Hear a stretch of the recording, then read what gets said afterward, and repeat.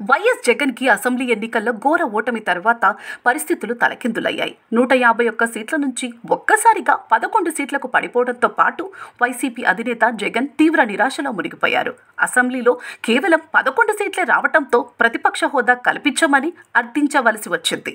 అది కూడా తనను ద్వేషిస్తున్నాడు, తన చావునే కోరుకుంటున్నాడని చెప్పుకునే అయ్యన్న పాత్రుడికి లేఖ రాయటం జగన్ కు ఇబ్బందికరంగా మారింది. అయినా ప్రతిపక్ష హోదా వస్తుందన్న నమ్మకం లేదు. మొన్నటిదాకా సిద్ధం సభల్లో నేను అభిమన్యుని కాదు అర్జునుడిని అని చెప్పుకున్నప్పటికీ ఎన్నికల్లో ఘన విజయం తర్వాత చంద్రబాబు తన వ్యూహాలతో జగన్ ని పద్మ వ్యూహంలోకి నెట్టేశారన్న సెటైర్లు వినిపిస్తున్నారు.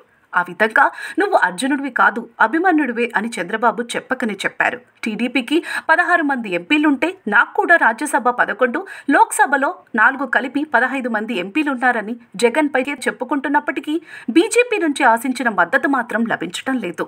ఎన్డీఏలో టీడీపీ భాగస్వామిగా ఉన్న జగన్ మాత్రం స్పీకర్ ఎన్నికల్లో బీజేపీకే తన మద్దతు ప్రకటించారు. ఇన్ని చేసినా జగన్ కోరుకున్న Z+ కేటగిరీ భద్రతా కేంద్రం కల్పించలేదు. బీహార్ సీఎం నితీష్ కుమార్ రూపంలో ఆయనకు ఒక దారి దొరికింది.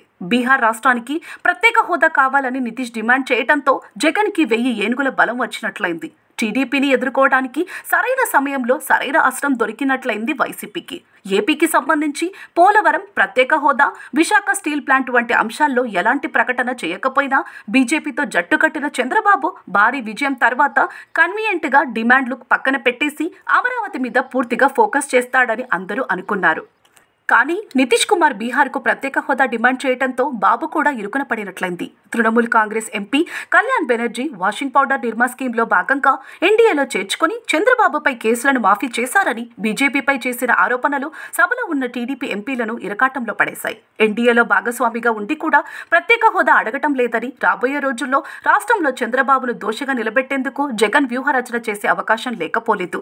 నితీష్ చేసిన పని బాబుని ఇరకాటంలో నెట్టేసింది. ప్రస్తుతం ఉన్న ఆర్థిక సంక్షోభంతో పాటు తనపై ఉన్న కేసుల నేపథ్యంలో చంద్రబాబు సైతం గట్టిగా ప్రశ్నించలేడు. ఇది రాజకీయంగా చంద్రబాబుకి గడ్డు పరిస్థితి ఎదురయ్యే అవకాశం ఉంది. చూడబోతుంటే రాబోయే రోజుల్లో ఏపీ రాజకీయం మొత్తం ప్రత్యేక హోదా చుట్టూనే తిరుగుతుందని అనుకోవచ్చు.